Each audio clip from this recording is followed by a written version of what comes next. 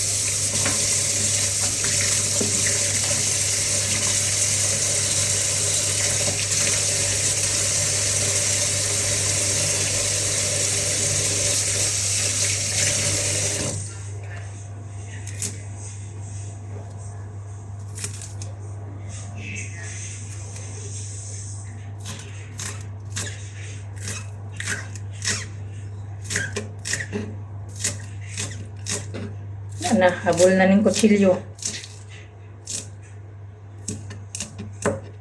Guys, ganyan. Tapos, sunod natin yung egg.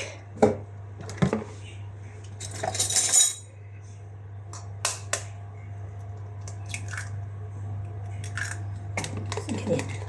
Mekos.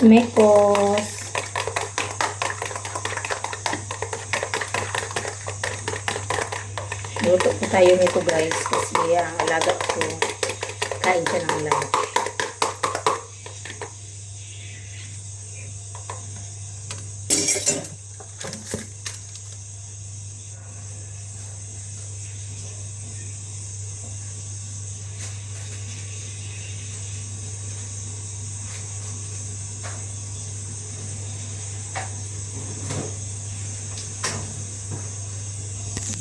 Guys, luto na po tayo. Iwan muna natin yung fire. To the fire. Na na na na na na na. Dito na po yung natin, ingredients na itlog, white onion, chicken, spring onions, at saka itong powder niya na pampalasa. Tapos, kasi gawin natin yung Chinese recipe. At saka oil. Apo guys, lagyan na po natin lagyan na po natin guys ng oil. Ano na po tayong oil guys. Wala na, ubos na. Last na to, pang last.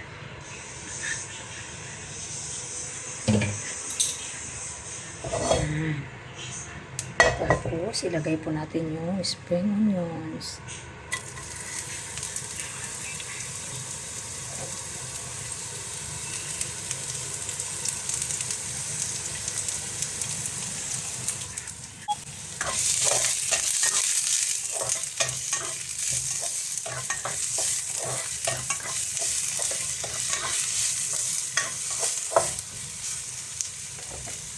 Parang kulangan yung oil, lagyan natin ng olive oil. Yan. At saka, mekos.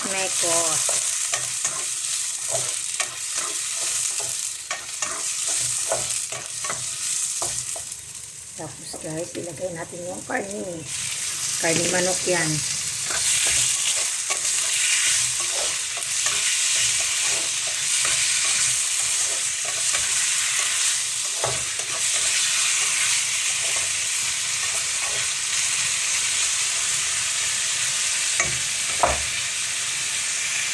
Tapos Tapos ngayon, lagyan natin ng kunting tubig. At saka, mekos. Tapos, lagyan natin itong powder. Yan, guys. Yan.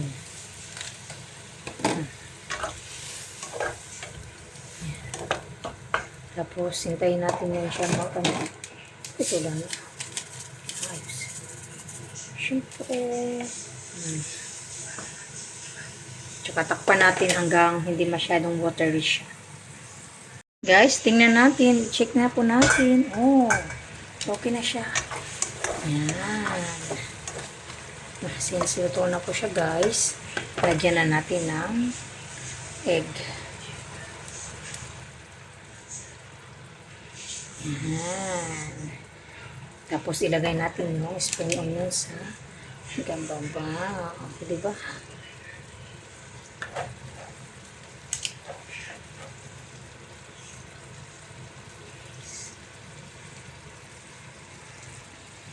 So guys, tingnan nyo. Oh. Diba? Itlog at saka spring onions. So, ito na po guys, na ano siya, bungkag. Kasi kahinaan ko talaga yung form na siya guys. Paglagay ko dito, hindi. Yun na yung kahinaan ko. So, happy lunch everyone! Bye-bye! Ngayon guys, tapos na tayong nagluto. Kailangan nating linisan at kailangan sinaw pa rin yung ano guys, yung sink natin. Kasi, alam niyo ba, may share ako sa inyo. Dati kasi high school ako, yung course ko is yung sa Tickbook School. May course kasi yan guys. First year, lahat ng course is ano muna yan, yung mga vocational course. Doon ka muna, ikot ka muna, experience mo. Pagka second year guys, mag-choose ka na ng course mo hanggang 4th year. Yun akin, napilit ko is food sales. Kaya, tanong nyo guys, yung pinaka malinis na dapat ng parte ng bahay is ang kitchen. Tapos, yung pinaka dapat malinis sa parte ng kitchen, yung sink. Yun guys.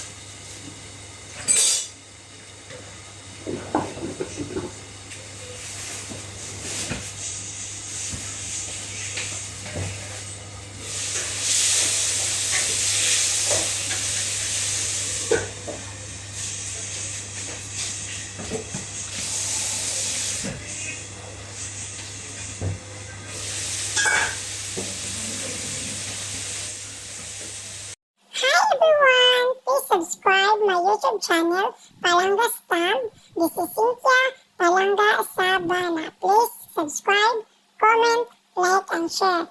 Thank you so much. And thank you for watching, guys.